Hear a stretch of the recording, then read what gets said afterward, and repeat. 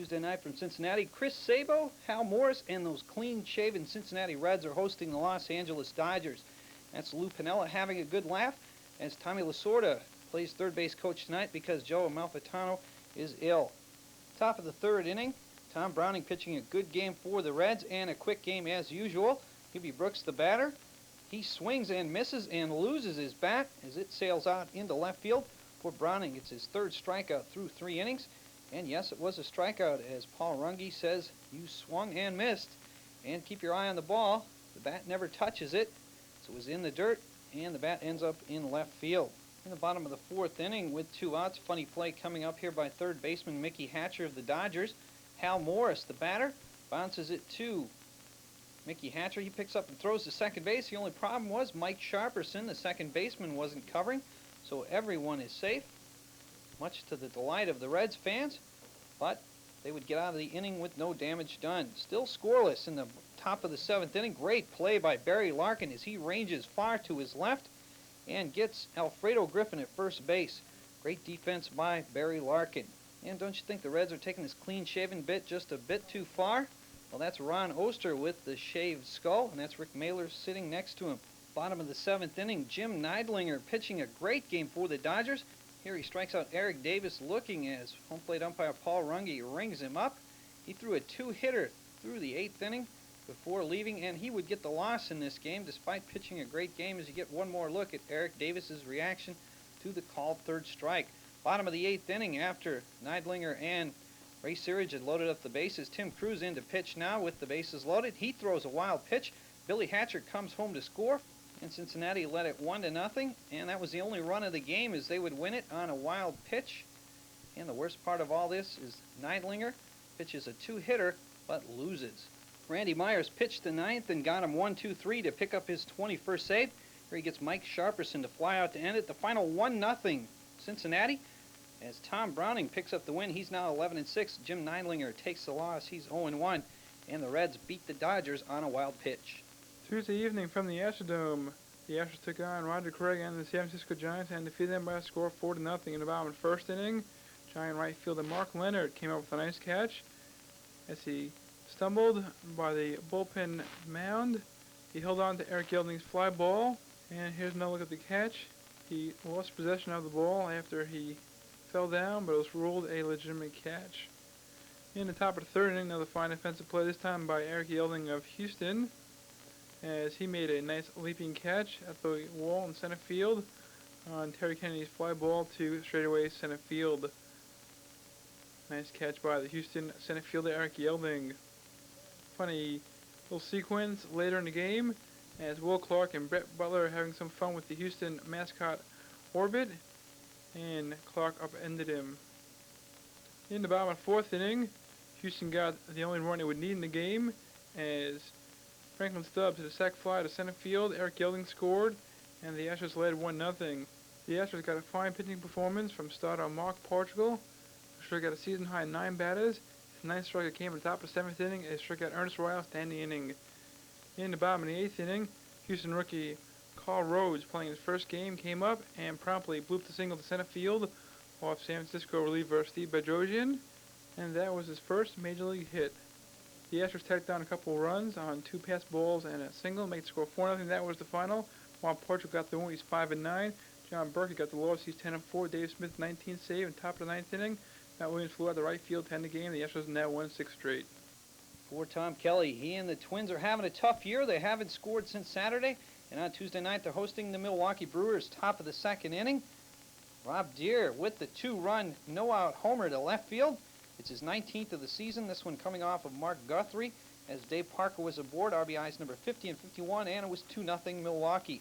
In the top of the 6th inning, after Diaz had led off with the double against Guthrie, Paul Molitor with the single into center field. Diaz scores, but Molitor is thrown out at second base. His 28th RBI of the season, and it was 3-0 Brewers.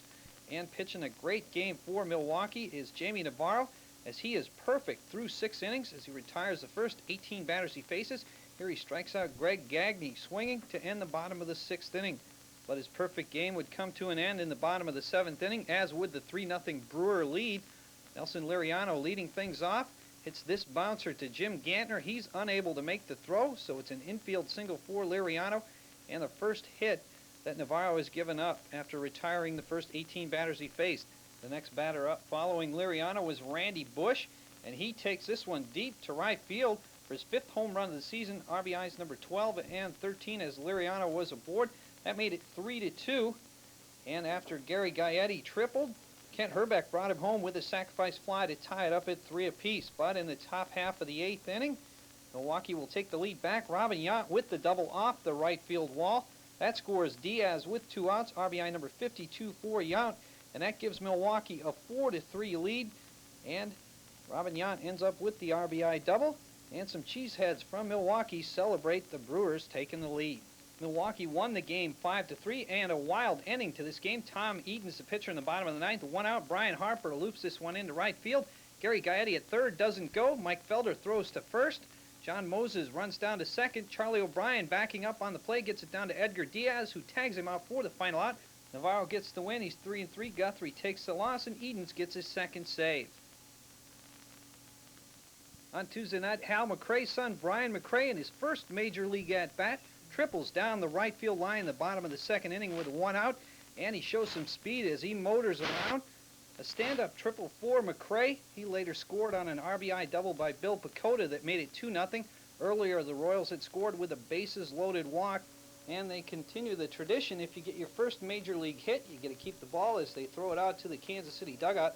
So in his first major league at-bat, Hal McRae's son Brian gets a triple.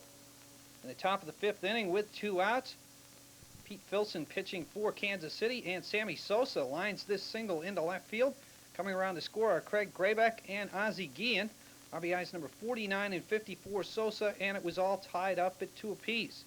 The next batter up to face Filson would be Phil Bradley, and Bradley will make it 3-2 as he gets this RBI triple off the left field wall.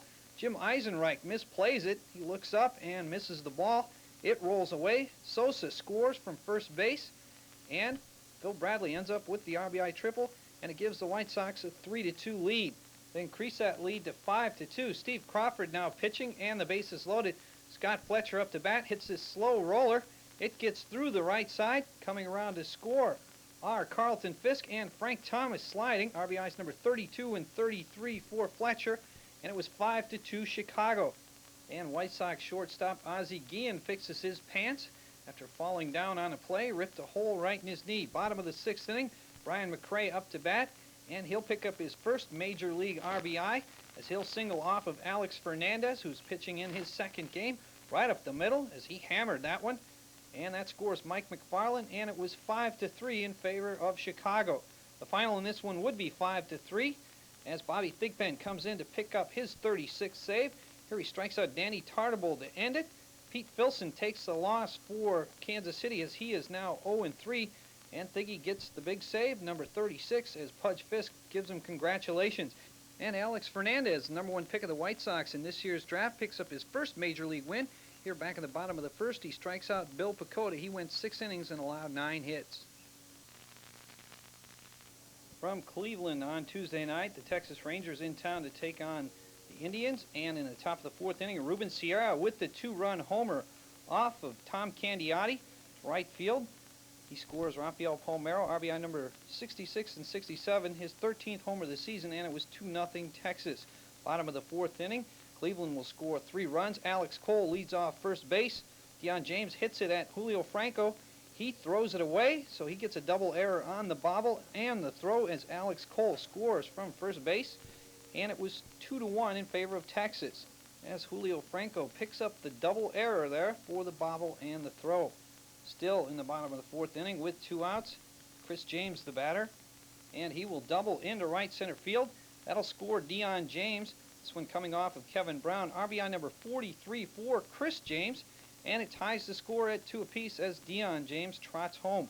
Then Brooke Jacoby comes up still with 2 outs, and he'll single into left field. That'll score James.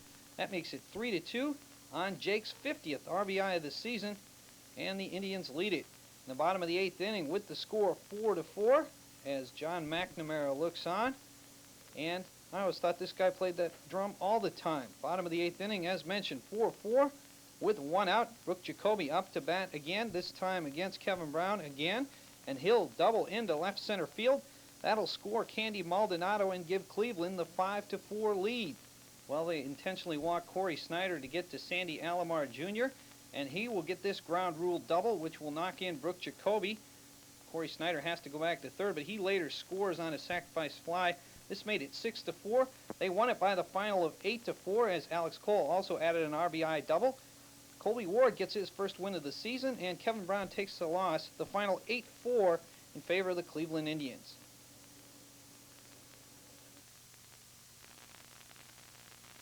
Tuesday evening from the Kingdome in Seattle, Kevin Moss and the New York Yankees took on the Mariners. In the top of the second inning with no score, Moss unloaded a mammoth upper-deck solo home run in right field off Seattle starter Eric Hansen. It was Moss's 12th home run since being called up. And here's another look at the mammoth home run that went 478 feet, 1-0 New York in the top of the second inning. Scary moment in the bottom of the fourth inning. Seattle catcher Dave Valley beamed on the back of the head by Yankee starter Mike Witt, who made his first start since coming off the disabled list. And as you can see, Valley was down and in quite a lot of pain. But eventually, Valley would get up, and he would show his mother back in New York that he was just A-OK. Good news for Dave Valley. Later in the game, Bill Swift joking around with Randy Johnson. You might remember that Swift was nailed in a line drive on Sunday. And some sort of bizarre hat by some Yankee fan wondering about who the Yankee manager really is. In the top of the seventh inning with the game tied at 1 due to a ground out, Mac Notes on a single in right field. Mel Hall scored. Then on a throwing error, Kevin Moss scored, and the Yankees led 3-1 in the top of the seventh inning. This made a winner of Mike Witt, who picked up his first victory with the New York Yankees. He raised the record to 1-4 this season, and back in the bottom of the second inning, he struck out Edgar Martinez on a pitch in the dirt. Things always interesting for the Yankees in the top of the ninth inning. Funny play as Omar Vizquel had a pop up to short right field, and Steve Sachs and Jesse Barfield collided, and this moved the runners to first and second with one out. But Dave Righetti held on for his 23rd save of the season as he struck out Henry Cotter looking 10 the game. The Yankees won 3-1. Witt got the win. He's 1-4. Eric Hansen got the loss. He's 11-9. The Yankees went 3-1 over the Mariners. As the Orioles are in Oakland on Tuesday night to take on the A's. Top of the first inning, Bob Welsh pitching, and Sam Horn doubles into the left center field gap. That scores Joe Orsulak and Randy Milligan as he barrels around and hammers Ron Hassey at the plate, knocks the ball away, and it was 2-0 Baltimore. As Ron Hassey was all right, but Randy Milligan had to leave the game with a sore shoulder. So Sam Horn picks up 2 RBIs on the double and moves over to third on the throw. Just take another look at this hard hit by Randy Milligan. Walt Weiss with a nice relay throw here, but Ron Hassey can't hang on as Randy Milligan lays his shoulder in there and has to leave the game. In the bottom of the first, after Dave Henderson had doubled in Carney Lansford to make it 2-1, Mark McGuire with the single to left field off of John Mitchell. That scores Dave Henderson on a close play at the plate, and it ties the game at 2 apiece, and for McGuire it was his 70th RBI.